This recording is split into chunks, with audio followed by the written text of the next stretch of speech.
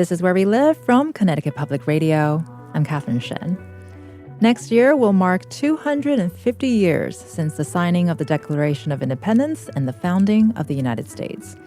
Many organizations across Connecticut are making plans to celebrate this anniversary, working to share stories, past and present, that represent our country's diverse history. Today, we're going to hear from some of those organizations. The conversation was recorded at the Shaping a Commemoration Rooted in Belonging, America 250 Connecticut Conference, held at the University of Connecticut and organized by CT Humanities. We're going to hear from Tom Shook, who's an archival historian at the New London County Historical Society, Norman Berman, who's the president of the Temple Beth Israel Preservation Society, and Connecticut veteran Sylvester Salcedo. We'll also hear from Anne Dropick, who is working on an oral history project collecting stories from refugees who have relocated to Connecticut. I started our conversation by asking Sylvester Salcedo about the importance of recognizing the past and what we learn from it. I think for me, again, as I mentioned, I am an American born in Minnesota in 1956 from two graduate students from the Philippines, which is obviously right after the war, meaning World War II. And my father was 20 years old when the Japanese attacked Pearl Harbor and, of course, simultaneously in Manila. And as a 20-year-old, because the Philippines was an American Commonwealth, right? My father, born in 1921, my mother in 1925, they were not Filipino citizens. There was no such thing as the Filipino nation or republic. It was a territory in the United States, the way Puerto Rico is now. And so he was drafted and was sent to defend Bataan. And of course, when Bataan fell, he became a prisoner of war. And luckily for me and for all of us, he survived that awful death march of 1942. So based on that personal history, obviously, over the years, it's something I never really thought about. He certainly didn't talk about it. But now that I'm an old man and I have time on my hands, besides taking care of a preteen and a teenager, high school freshman and a seventh grader, I have taken the deep dive into why is it that the Philippines never shows up in American history book? And this top book here is a typical American history book, textbook in an American high school. And nowhere in here is there a mention of the 50 years of America's occupation of the Philippines. So in reading all these books that you see in front of you here, I was really in a contest with Tom because he has 6 books and I have, I think, about 70 pounds here in front of me. But to cut the story, instead of telling about the awful waterboarding, which was called the cure during the Philippine-American War, and things like dog eaters, you've heard about dog eaters recently, I have to say the Filipinos were the original dog eaters back in 1904, because you had American students going to the Philippines, and you can go on with all the stories. One of the things you learn about when you read about the 50-year occupation of the United States of the Philippines is that young Filipino women, especially starting the ones in prison, they were taught embroidery. So millions of Filipino women did a lot of embroidery and a lot of delicate weaving. So what I'm hoping to show you here is that the history of the occupation of the Philippines by the United States is based not only on awful things like torture and exploitation and military occupation, but also the economic incentive. Today, everybody talks about MAGA, to make America great again. But I always ask my MAGA friends, especially my 2 older brothers, who are the strongest MAGA people around, surprisingly enough, they don't know this history about how that 50-year occupation of the United States, in all the books that you can read about, it never shows up. So I thought for the 250th anniversary, almost 1/5 of American history has been ignored, hidden, or just not acknowledged. The amount of work that millions of Filipina women did for American women, and you can see from this book here, and I'll end it. This is from a professor from Wellesley College, Professor Genevieve Plutorio, and she dedicates a whole chapter about the whole Philippine lingerie experience and history, which we just never see. So that's my why. Thank you, Catherine.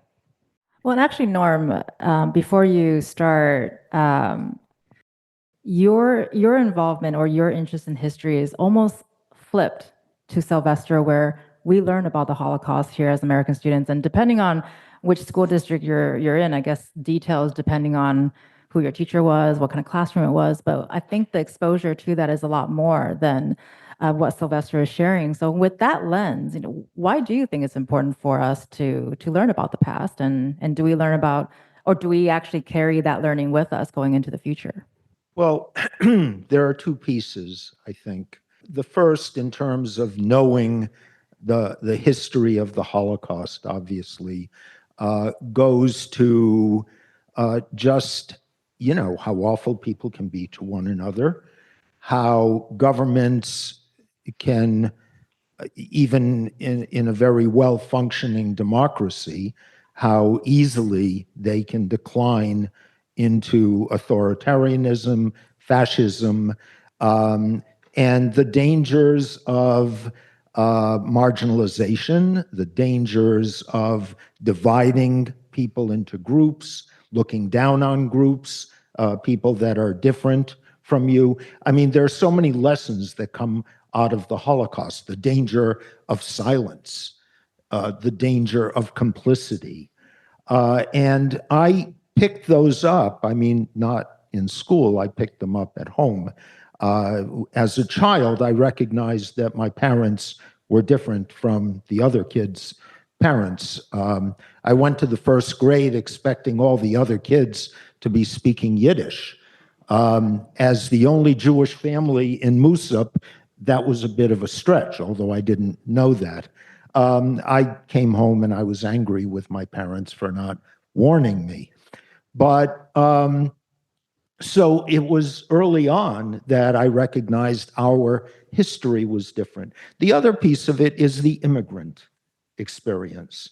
You come out of an environment where you've lost huge numbers of family members. You've lost your property. You've lost everything. You come out basically with nothing. You come to a new country where everything is different. And our experience, and I think this is the thing that inspires me in our work with the Preservation Society, is that we show up in rural Connecticut, not just one family, but because the Jewish Agricultural Society was trying to help immigrants, it decided that it would help settle immigrants on farms. So, Killingly had 10,000 people in 1950. And of that 10,000, 9 Jewish families.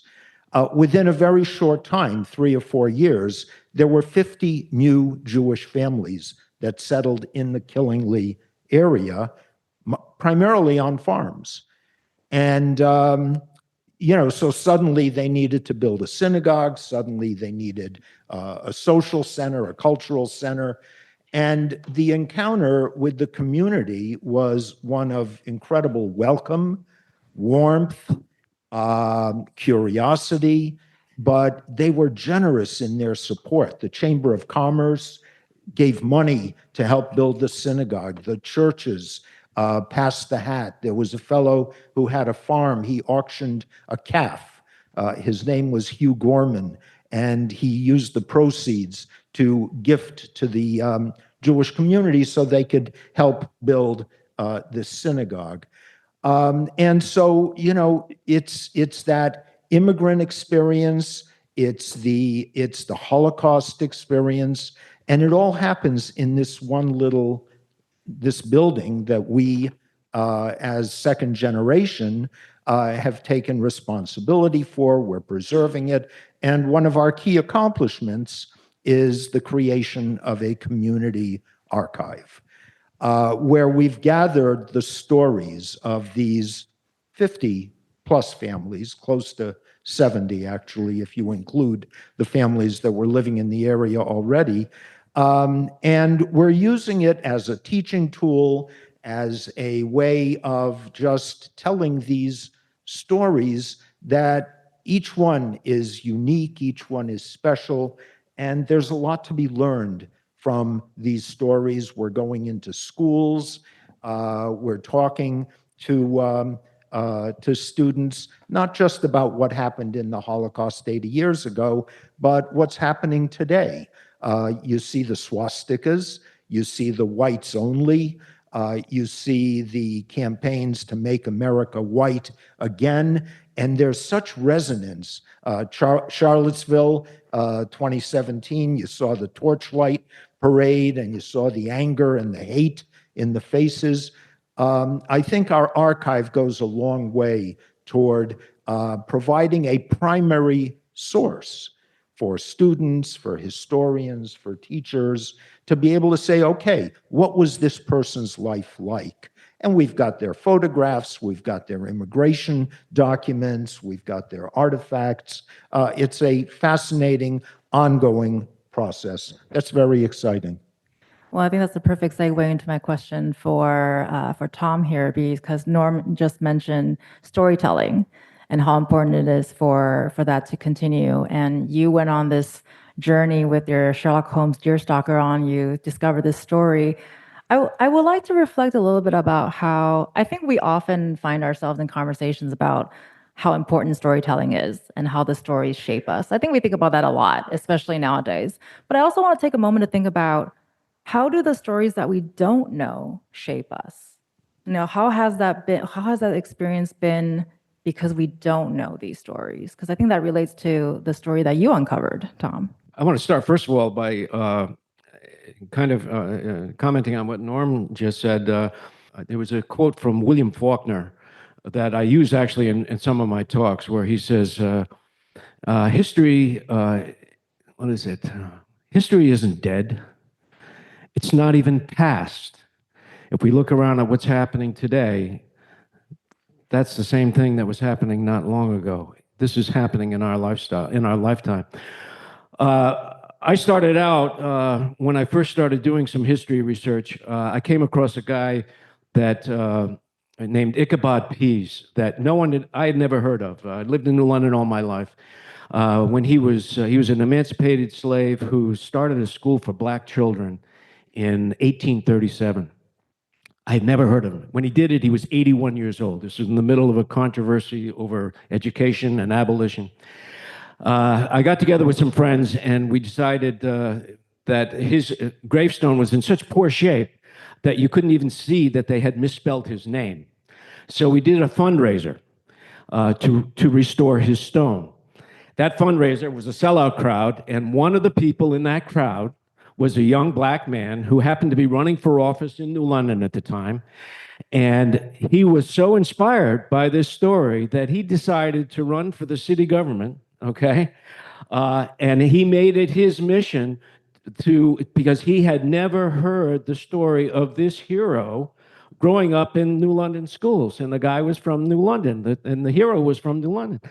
That was the start of what became what is now the New London Black Heritage Trail, because we started off with one person, with one stone, and some funding came through. They said, can you tell us some more stories? So we now have 20 stories, okay?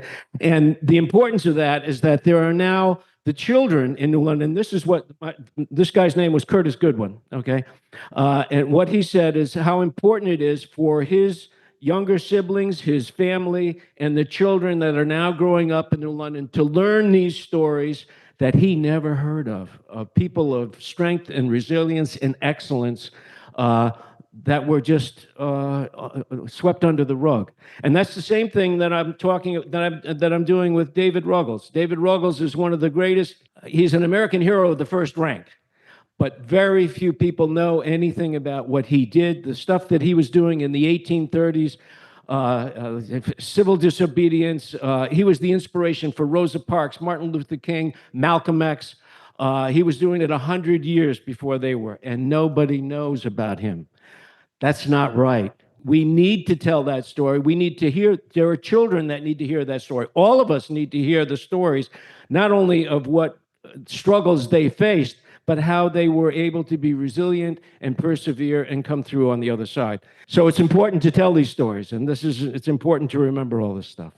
When I see the thread of the three of you and leading up to Anne, because Anne, you're in a position where you are hearing stories as we're speaking.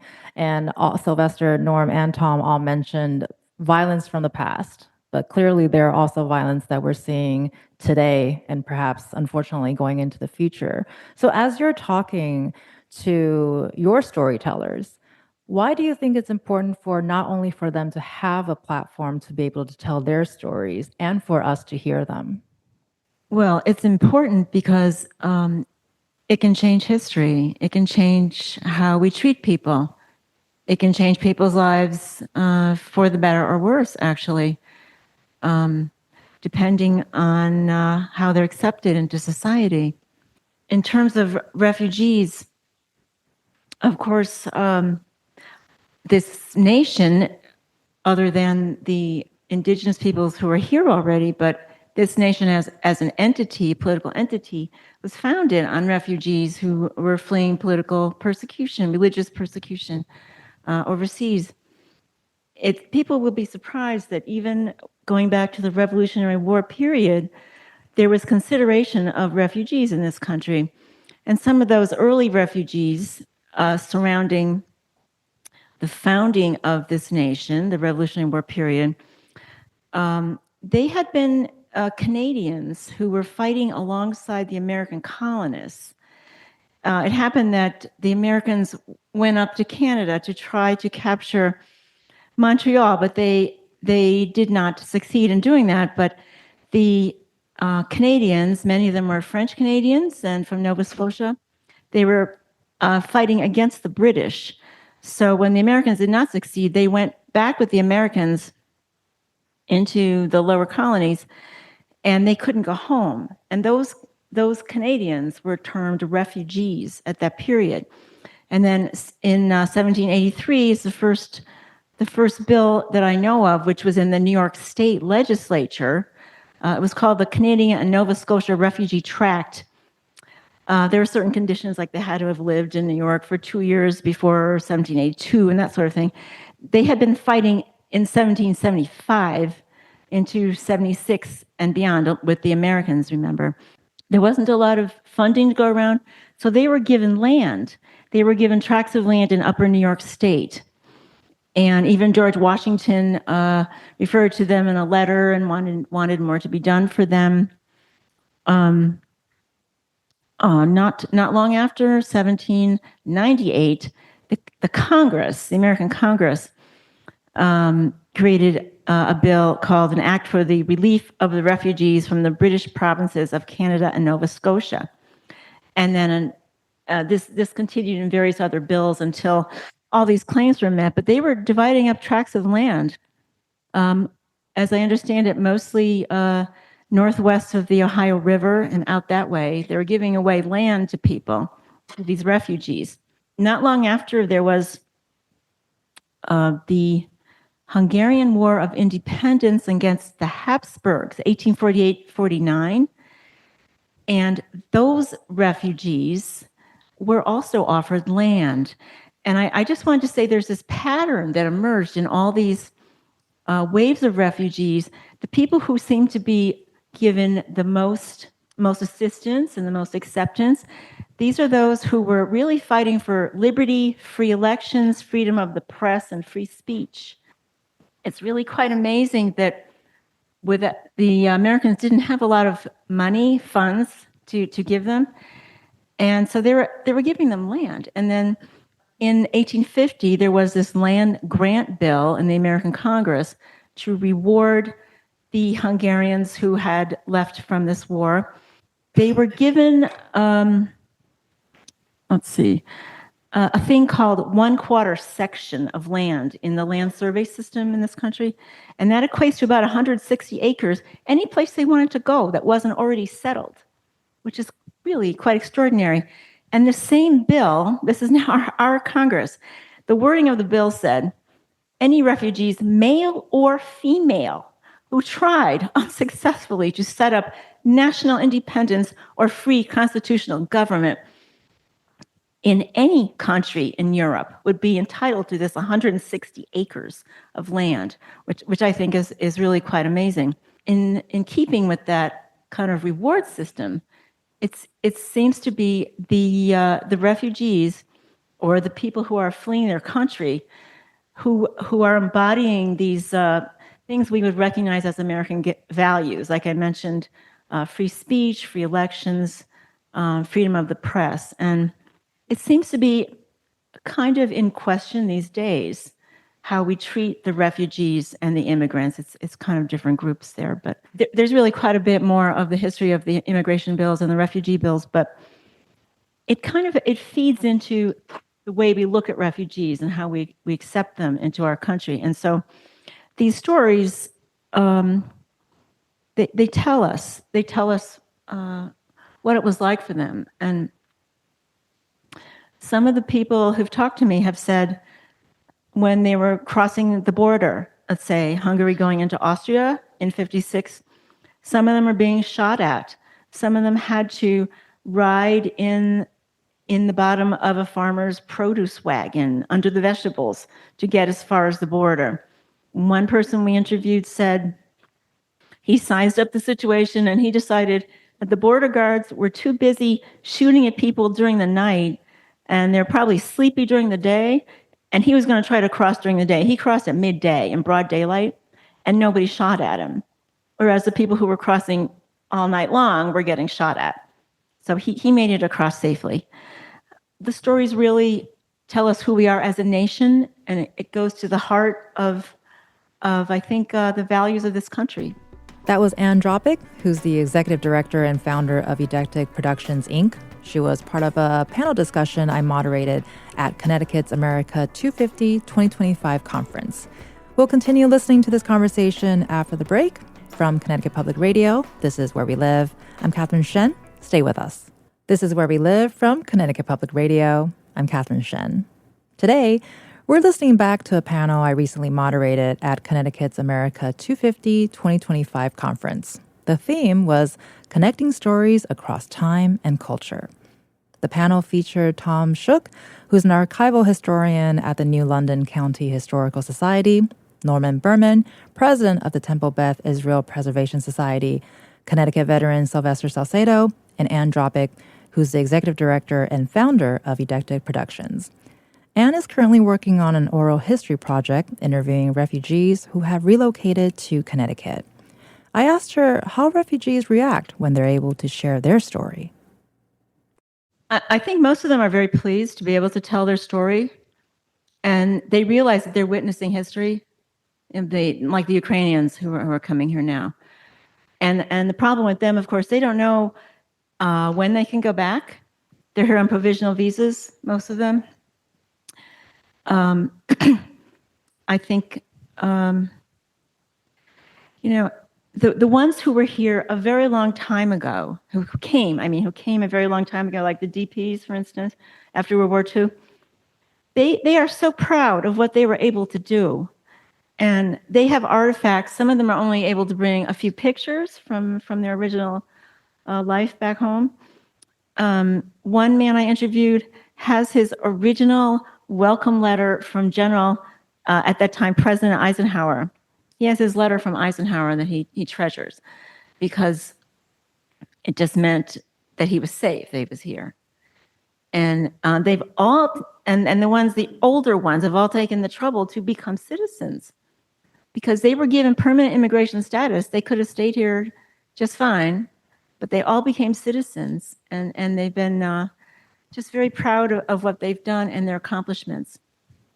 And Norm, you're preserving history in a different sense, but there's a lot of similarities. You're talking to people, you're working on conservation or preservation projects. Can you share with us a little bit, what are you looking into the future with those projects? So the idea really is to look at examples of resilience, look at examples of, you mentioned the pride in citizenship. Each and every one of these individuals, they were so proud to become American citizens. When I ask for their documents, and usually it's not directly from them, it's from their kids, relatives, but one of the first things they pull out is that naturalization certificate. These were proudly maintained by, I mean, I've got my own, my parents. They were, they were just so proud of their being citizens. They voted in every election, local, national. And what I'm finding, and I guess it's the example, it's the ability to overcome terrible circumstances, to come to a country given an opportunity and then take advantage of it and do it with pride. And I think this is something that certainly when I speak to 8th grade classes, and I tell my story, my parents' story, and when we look at our archive, what we're looking at is this pride of immigration, this feeling about the country and what this means. And I think, for a lot of these students, it's like, they take everything for granted, obviously. They knew nothing different. But to look at these family experiences, these individual stories, and to say, okay, this is what they overcame. They started a new chapter, and look what they built. And look at the pride and the resilience that they show. And I think it's the kind of stuff that gets us through hard times. I mean, right now, maybe the environment is a little scary, but you look at these stories and you say, okay, but they got through it somehow. And there was something that, there's inspiration, I guess, that comes with that. Well, I think with all four of you, there is a desire and a want, not only from you to want to raise awareness and also create outreach for those who are interested or who should know this information. Sylvester, I want to jump to you here in terms of, you bringing the textbook and sharing with us that there's not a single page in there that talks about the Filipino American history. Is this something that you would like to share with students, or does it start from curriculum? Where does it begin? Because I think we're starting to see a change, especially here in Connecticut, where there is an overhaul on our curriculum and social studies standards. But that's one element, right? What are some other ways that you're thinking about sort of exposing or continuing this conversation? Yes, thank you very much, Catherine. That's a great area to delve into, because as I'm listening to Anne's story and all the recounting of the immigrants' perspective, regarding your question, one of the things that I've thought about recently is I love the effort, although we're sort of rolling back because now we're sort of in an anti-DEI regime, but with the effort of expanding inclusion of everybody's story. So when I think about something positive that was initiated some years ago, and I hope it doesn't end, things like including the Asian American perspective, right? So for me, again, I'm half my on my mother's side, they're ethnically Chinese in the Philippines, and on my father's side, it's Filipino. But here, growing up in the United States, when I hear the term Asian American, I think of the way the term minority was mentioned when I was in high school in the 70s. And usually back then, it only meant the African Americans. It didn't necessarily include, say, Latinos or Native Americans or Asian Americans. And then now, when I hear the term Asian American, usually it just means either Chinese Americans, with sort of the history about Chinese Exclusion Act and everything horrible that happened during that period, or it refers to Japanese Americans about the internment experience during World War II, or Korean Americans because they have a very high recognition factor. I don't know if because they have great cars or have great these young musicians, but Filipinos. I mean, we are not in the history books at all, even though. Unlike Japan, well, we did occupy Japan for a number of years with MacArthur right after World War II, but we never transformed Japanese society. Whereas in the Philippines, you can turn on the radio right now and you can listen to the president, who is the son of the former president, who was a dictator. And now the current president, his vice president, is threatening to assassinate him. But the vice president's father just got arrested and sent to the ICC. And all this news you can hear in English. And when all these political figures are arguing, you can understand it because they're speaking in English, even though you have 87 dialects in the Philippines, of which I only know 3. And this is a country that was occupied by Spain for over 333 years, more so than Mexico and Argentina and the rest of Latin America, except for Cuba and Puerto Rico. Puerto Rico, Cuba, and the Philippines, we did 70 more years time in service under the Spanish crown.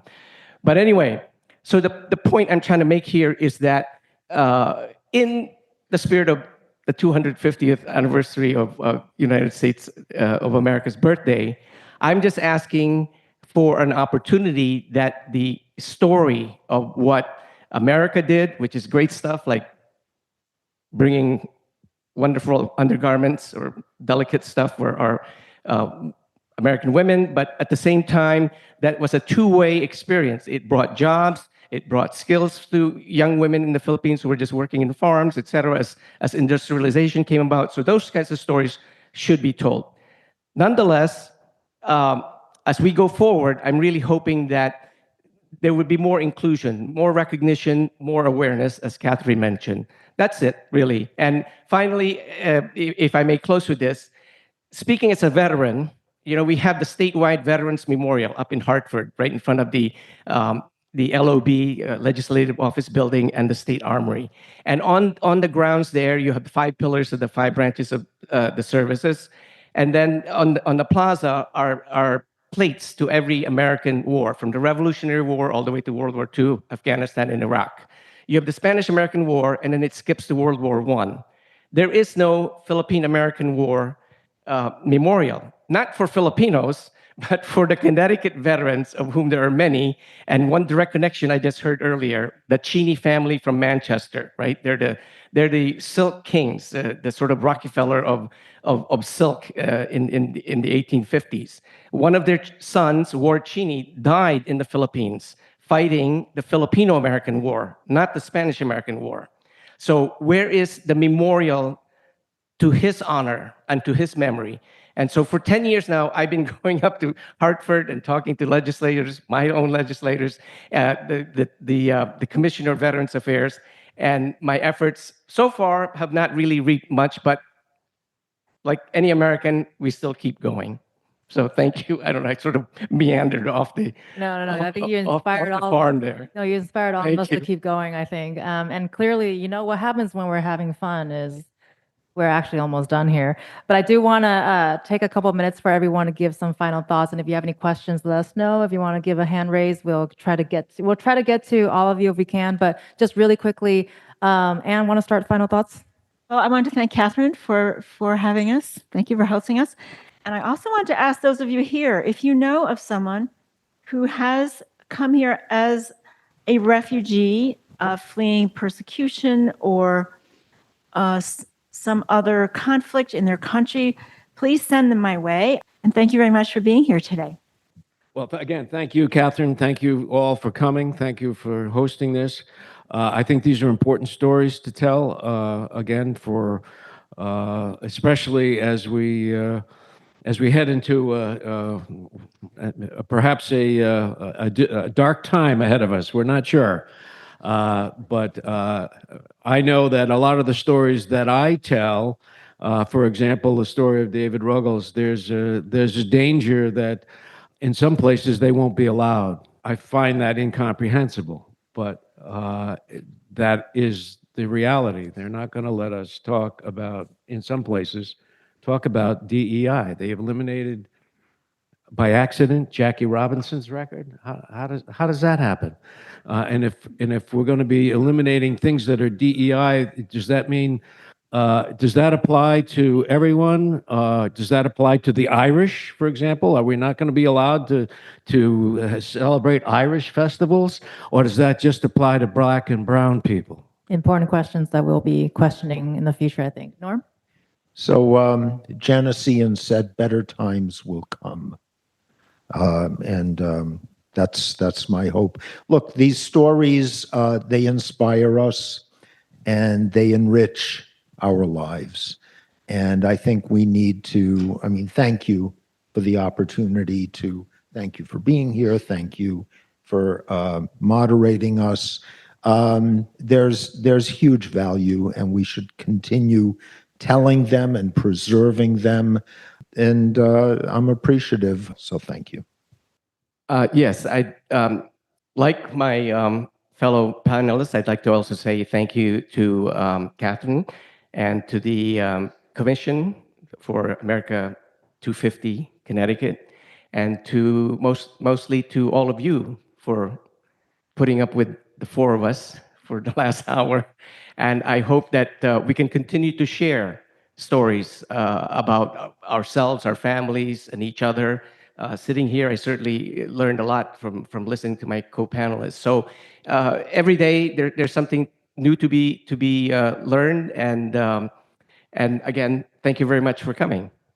That was Connecticut veteran Sylvester Salcedo sharing his final thoughts at the Shaping a Commemoration Rooted in Belonging America 250 Connecticut Conference organized by CT Humanities. He was joined by Tom Shook, archival historian from the New London County Historical Society, and Dropick, executive director and founder of Eidetic Productions, and also Norman Berman, who's the president of the Temple Beth Israel Preservation Society. We'll continue our conversation on America 250 after the break. This is Where We Live. I'm Catherine Shen. Stay with us. This is Where We Live from Connecticut Public Radio. I'm Catherine Shen.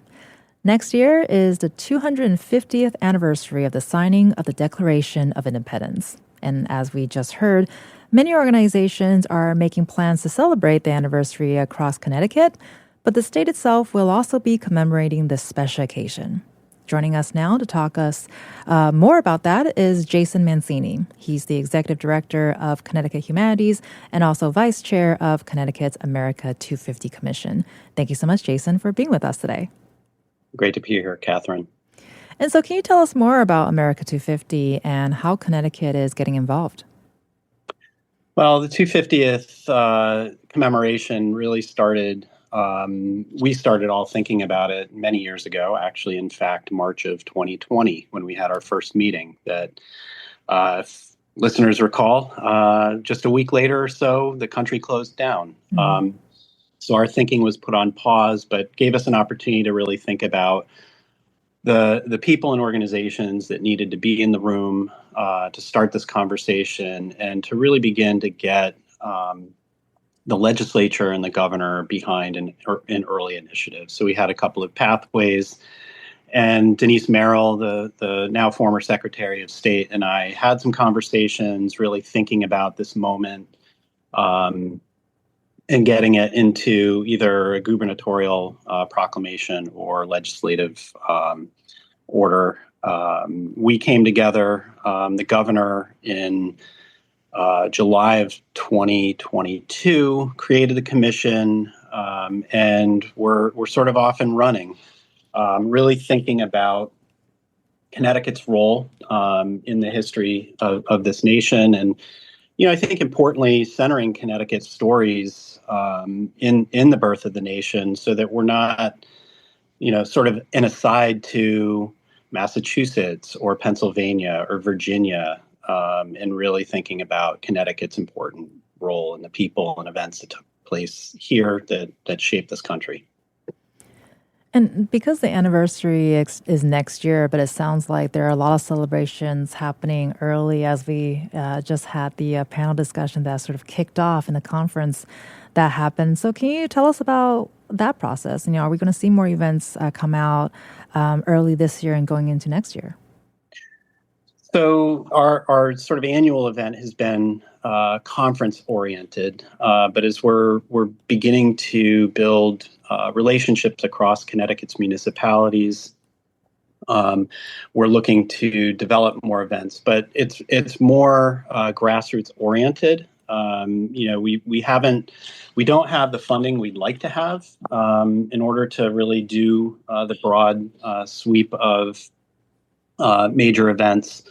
But what we have done, Connecticut Humanities is committed and prioritized funding towards 250th related activities. So museums and cultural organizations across Connecticut have been applying for funding over the last year and a half, 2 years. We've awarded nearly $2.5 million to different organizations to begin sort of building programs and exhibits and events around the commemoration. So it's both, we have commission-led events, but we're also really trying to get into Connecticut's communities and allowing the communities to tell their own stories and their particular roles and local heroes. But the themes that we are focused on are oriented around four things: the power of place, doing history for the common good, and telling inclusive stories. And so we've asked our any organizations applying for funding to Connecticut Humanities have been asked to sort of demonstrate a connection to those themes. And importantly, it's really about not just the events of 1776 and the American Revolutionary era, but the sort of ideas and the ideals that carry us forward to the present day, this sort of unfinished revolutions, if you will, that remain. Connecticut's a different place than it was 250 years ago. Our population is different. Our communities are different, and the story of this nation continues through the lens of Connecticut people. And so with that in mind, especially with the four elements that you're asking organizations to think about when they're applying to want to be a part of the celebrations, and earlier we just listened back to the panel from the 2025 250th event that had four scholars from very, very different backgrounds with very different stories. How are you all working to include diverse voices in these events? Well, I think, the founders of this nation, it was not an uncomplicated time. Not everybody was included in those ideas and ideals, and not everybody shared the outcomes. But I think today, as we think about why people come here to the United States and to Connecticut to make it home, the story of immigrants is a significant narrative in our history, and it's rooted in those ideas and ideals, and how and why people choose to come here. Their story is just as American as those who descend from the founding people. And I think it's our opportunity to tell those stories. It's our responsibility to tell those stories as well. And Connecticut has been home and welcomed people from all over the world. There are neighbors, they're in our communities, and they're our citizens.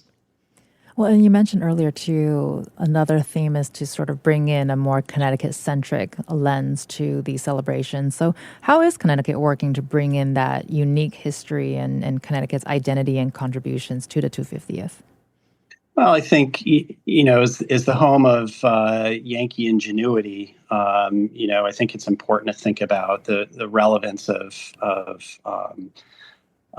our just to riff off of Connecticut's new theme, "Make It Here." We could interpret that in different ways, and I think those innovations, not just of things but of ideas, our educational framings and ecosystem here has been a really significant part of Connecticut's history. As a constitution state, we've continually looked at ways of imagining electoral representation.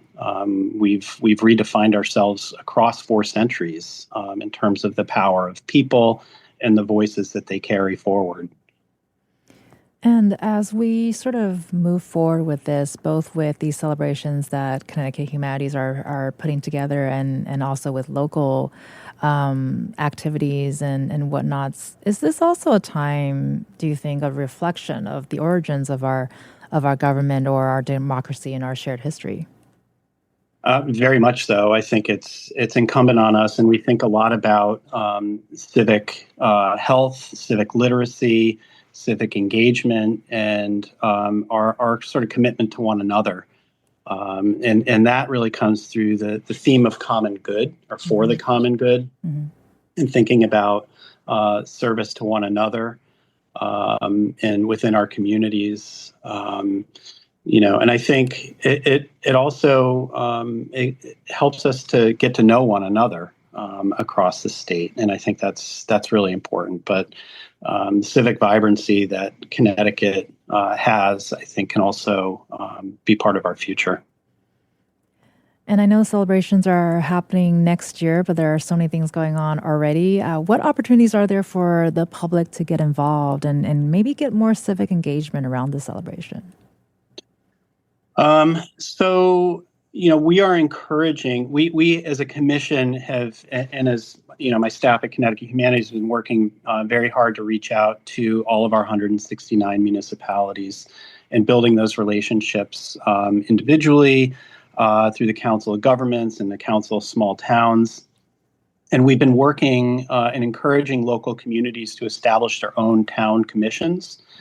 And through that, we're encouraging communities to create events, opportunities to connect, whether it's to learn, to serve, and to engage. Any events we currently have on our calendar, if folks want to visit ct250.org, there's a calendar of events. Soon, this spring, we'll be shifting a lot of these events to CT Visit. We're working in partnership with the State Department of Tourism, our Office of Tourism, I should say. And so folks can start to see that. In terms of what our vision is for as we approach 2026, we are thinking about a recommitment to the ideas and ideals of democracy and having an event in Bushnell Park where every community in Connecticut can have a table sharing their what their communities plan to do for the 250th, but also an opportunity to sign an actual document committing to the values of our democratic society. I think this is a moment where a reaffirmation in our current climate is critical, and I believe it's important in Connecticut's story. So we're going to encourage that, and of course, we're looking to have a major. While much of this is about a commemoration and really thinking about our values as a state, as a society, it's also a cause for celebration, and so we'll be thinking about parades and fireworks in Hartford on July 4th, 2026. And before we let you go, we'd love to know, what are you most excited about? Anything you're looking forward to for the celebrations? I've been really excited to see through our grant making process how people are thinking about this. So I think the outcomes of those projects and those programs are the things that I'm going to be most excited about. And I would encourage your listeners and Connecticut residents to find out what is happening in their communities and to learn new stories. There's been a lot that's been buried over the last 250 years. We're pulling out stories of Black and Indigenous participants in the war, stories of women, and how those, as I mentioned earlier, those ongoing revolutions continue. And the community stories that emerge over time and how those communities tell them is what I'm really looking forward to seeing.